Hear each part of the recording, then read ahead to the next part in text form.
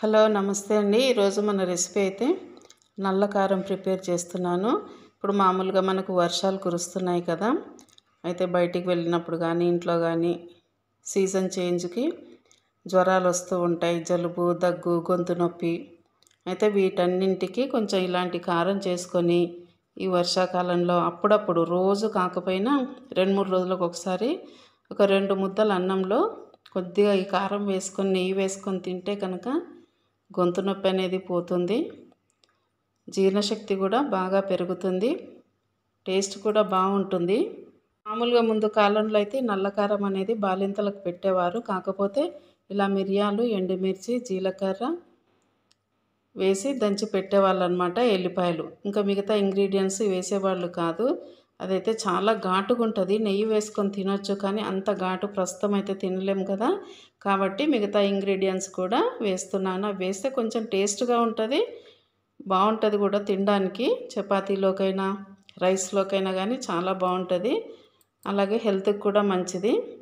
నల్లకారం కోసం అయితే నేను ఒక 15 ఎండుమిర్చి తీసుకున్నాను. ఇక్కడ మిరియాలు 1 టేబుల్ స్పూన్ వరకు, 1/2 టీ స్పూన్ వరకు మెంతులు, అలాగే ఎల్లుల్లిపాయలు 1 గడ్డ, ధనియాలు 1 టీ స్పూన్ వరకు, 1 టీ స్పూన్ వరకు జీలకర్ర తీసుకున్నాను, 1 టేబుల్ స్పూను శనగపప్పు, ఇది టేస్ట్ కోసమే ఇది వేసేది, మినప్పప్పు 1 టేబుల్ స్పూను, కరివేపాకు 1 గుప్పెడు తీసుకున్నాను. అలాగని ఇది కరివేపాకు పొడి అయితే కాదు, కరివేపాకు వేస్తే ఆరోగ్యానికి కూడా మంచిది, టేస్ట్ బాగుంటుందని వేస్తున్నాను.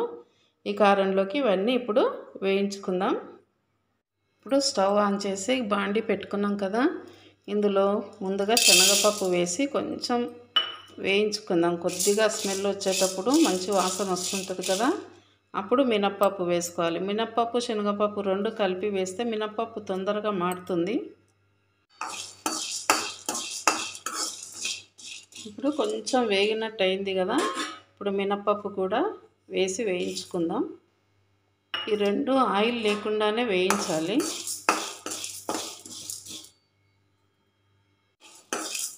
ఇవి కొంచెం ఫ్రై అయినాయి కదా, ఇప్పుడు ఇందులోకి మిరియాలు మెంతులు 2 వేసుకుందాం. వేసుకొని 1 నిమిషం పాటు ఇట్లా వేపుకోవాలి.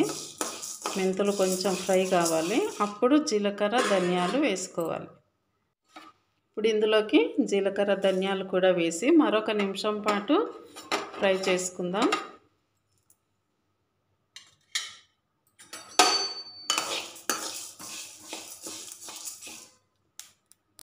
ఇప్పుడు మొత్తం బాగా ఫ్రై అయినాయి కదా, స్టవ్ ఆఫ్ చేసి ఒక గిన్నెలోకి తీసుకుందాం.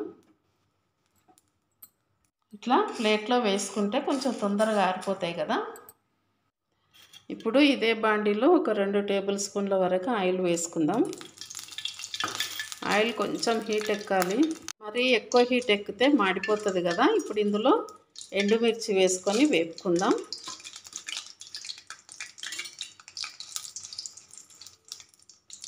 ఇంకా ఇందులోనే వెల్లుల్లిపాయలు అలాగే కరివేపాకు కూడా వేసుకొని గలగల అయ్యేంత వరకు ఫ్రై చేసుకొని ఇంకా దింపేసుకోవటమే.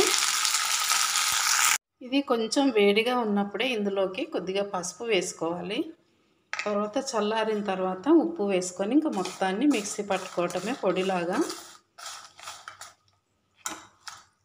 ఇప్పుడు వేయించుకున్న మినప్పప్పు, శనగపప్పు, మిరియాలు ఇవన్నీ వేయించుకున్నాం కదా, జీలకర్ర మెంతులు ఇవన్నీ ముందుగా ఇందులో వేసుకొని ఇందులోకి అందాదకి సరిపడా ఉప్పు వేసుకుందాం. నేను ఇందులో అయితే చింతపండు వేయటం లేదు, అంటే ఇష్టం ఉన్నవాళ్ళు ఒక 2-3 రెబ్బలు చింతపండు తుడిచేసి వేసుకొని మిక్సీ పడితే బాగుంటుంది. నేనైతే వేయటం లేదు, నాకు చింతపండు వేస్తే ఇష్టం ఉండదు, ఇట్లనే బాగుంటుంది కారం అయితే. కాబట్టి సరిపడినంత ఉప్పు వేసి మిక్సీ పట్టుకుందాం. ఇప్పుడు ముందుగా ఇవి ఇలా పొడి పట్టుకున్నాం కదా, ఇప్పుడు ఇందులోకి అయితే ఎండుమిర్చి ఇవన్నీ వేయించుకున్నాం కదా, ఎల్లిపాయలు, ఎండుమిర్చి, కరివేపాకు ఇది గలగల అయింది, మొత్తం ఇందులో వేసి ఇంకా మిక్సీ పట్టేసుకోవటమే.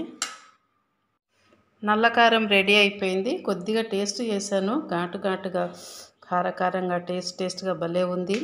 ఇందులో అయితే కొద్దిగా నెయ్యి వేసుకొని రోజు 2 ముద్దలు ఇలా తిన్నారంటే వర్షాకాలం గొంతు నొప్పులు కానీ సర్ది జలుబు కానీ ఏది రాదు, ఆరాంగా ఉంటుంది. అంటే మరీ అతిగా కాదు, ఒక 2 ముద్దల్లో కొద్దిగా నెయ్యి వేసుకొని తినాలంతే. చూసారు కదా, నచ్చిందా? నచ్చితే ఒక లైక్ ఇవ్వండి, షేర్ చేయండి, కమెంట్ రాయండి, మన ఛానల్ని సబ్స్క్రైబ్ చేసుకోండి. Thank you.